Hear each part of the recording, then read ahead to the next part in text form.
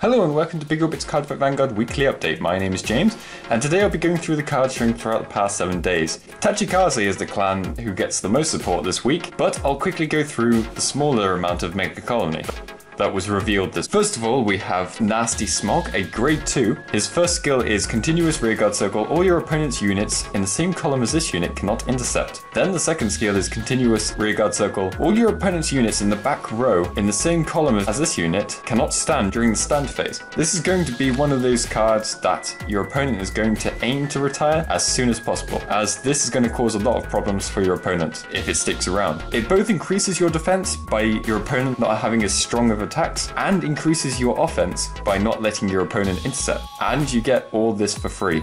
Burner Ant is another grade 2, this time with 8000 power, and its first skill is Act Rearguard Circle, cost rest this unit. Choose one of your opponent's rearguards in the same column as this unit and move it to an opponent's open rearguard circle. Then its second skill is Act Rearguard Circle, cost discard a card from your hand to stand this card, and it gets plus 5000 power until the end of the turn. At first this doesn't seem like much, but putting grade 2s on the back row can be good for Nasty Smog to keep the unit paralyzed, and putting annoying grade 1s in the front row puts them in danger of direct attacks. It could also be possible for putting grade 2s and grade 3s behind the Vanguard, making them basically useless. Platoon Leader Butterfly Officer is a grade 1 with only 6000 power but has the skill of Auto Rearguard Circle when placed, cost rest this unit, choose up to one of your other rearguards and it gets plus 10,000 power. If you choose, at the end of the turn, put that unit into your soul and countercharge 1. This is going to be interesting with machinings, as from what we know from before V, machinings did like to call from the soul, so the cost of putting the card back into the soul may not be a big problem. And V Megacolony seem continuing this trend of being good at resource management. We saw their resource management get better towards the end of G series, which for me makes a lot of sense for their lore, as they are known to do a lot of smuggling and trafficking. Lastly for Megacolony, this week we have Jocular Cicada, a grade 0. Its first skill is continuous. If this unit would be placed on rearguard circle, it is called as rest. This may seem very slow, but it also has the ability of auto rearguard circle when it attacks until the end of the battle, triple this unit's power, and at the end of the battle retire this unit. The power from boosting is counted. So it would be optimal to try and bring this out early to keep it on the back row for a while. Then when your opponent is at 5 damage, bring this out to the front and hit them hard. I have done the maths, and it is possible but not likely to get this card to 258,000 power in standard alone. And like I said, the chances of this happening is very slim. It requires basically every power up that is currently available for Megacolony in standard. Though with merely one normal 8k boost, this card does become a 42k power unit, which is still very, very good. For Tachikaze, we have a double R grade 1, Sonic Noah. Its first skill is Auto Rearguard Circle. When it boosts a rearguard, put the top card of your deck as an equip gauge into the boosted unit face down. Now we will be getting into equip gauges soon, but its second skill is Auto Vanguard Circle Rearguard Circle. When an attack hits the Vanguard and it attacked or boosted, cost retire one of your other rearguards and draw a card. Now equip gauges are basically like soul for the rearguard. So far it is a Tachikaze exclusive keyword. You put the face down card underneath the rearguard, and when that card gets retired, the equip gauge cards usually go to the drop zone, and some cards gain benefits from being retired when they have equip gauges. This also makes Sonic Noah's second skill better, as you can give the equip gauge to a card and retire them for the draw and possibly additional benefits. A card that's a good example of gaining benefits from the equip gauge is Assault Dragon Blightops.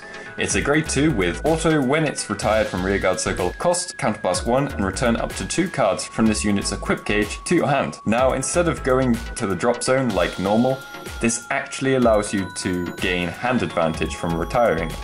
And you able to retire it can let you essentially draw up to 3 cards, which is crazy for an Axel clan. So despite being a pretty aggressive deck, they'll also have ways to keep themselves going in the late game. The great thing about Blightops is it also gets the bonus when being retired through your opponent's cards on their turn. So you don't need to rely on hitting to retire your cards. We also have the triple R grade 3 Tyrant Deathrex. Axel gift marker.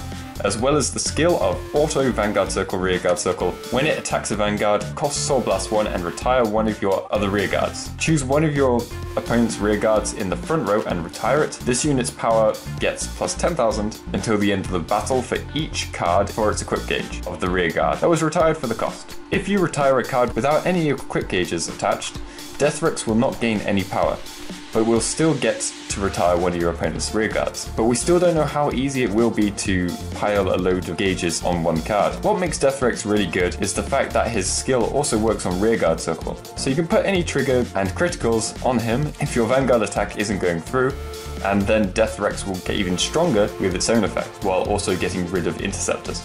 Savage Raider is a grade 2, and the first Savage we've seen for Tachikaze. Its first skill is Auto Rearguard Circle. When placed from hand, you may put the top card of your deck face down as one of your rearguard's equip gauge. Now, as this can be given to anything, you can get Blight Tops to 2 gauges with this and Sonic Noah on one turn, which is enough to be able to draw 2 to 3 cards from Blight Tops. The second skill is Auto Rearguard Circle. When it attacks a Vanguard, you may move any number of equip gauges from one of your units to another of your rearguards. This could be very strong with Deathrex, depending on how easy it will be to misplace these gauges around your board, which would essentially allow Savage Raider to clean the mess. Heavy Cannon Dragon, Sharon Gastego, and Sharp Blade Dragon, Revel Stego, are a grade 3 and grade 2, both with the same skill of Act Vanguard Circle, Rearguard Circle, cost Counterblast 1, retire 1 rearguards. Heavy Cannon Dragon, Sharon Gastego, and Sharp Blade Dragon, Revel Stego on Vanguard Circle and Rearguard Circle gain plus 10,000 power until the end of the turn. So you can give plus 10,000 power to up to 5 cards, excluding Excel Circles, though that is very unlikely to happen, and you will ideally not want to ride the grade 3 as it doesn't have the gift marker. It could be worth running the grade 2 even without the grade, as it's also a reliable way to retire cards with gauges on them, if they are something like Blight Tops. But the grade 3 will most likely be used at a 1 or 2 at most. We also get to see all of the draw trigger perfect guards for this set. These perfect guards are Archbird for Tachikaze, Cheer Girl Marilyn for Spike Brothers, and Paralyzed Madonna from Megacolony. So they're all very recognisable units, and they all used to be the old perfect guards for the clans anyway. And that's everything for this week. Be sure to check out next week when I'll be going through the cards shown throughout the next 7 days, and if you have any questions about the cards, feel free to leave them in the comment section below, and also feel free to tell me your feelings about the cards as well. So I hope to see you next time. Bye!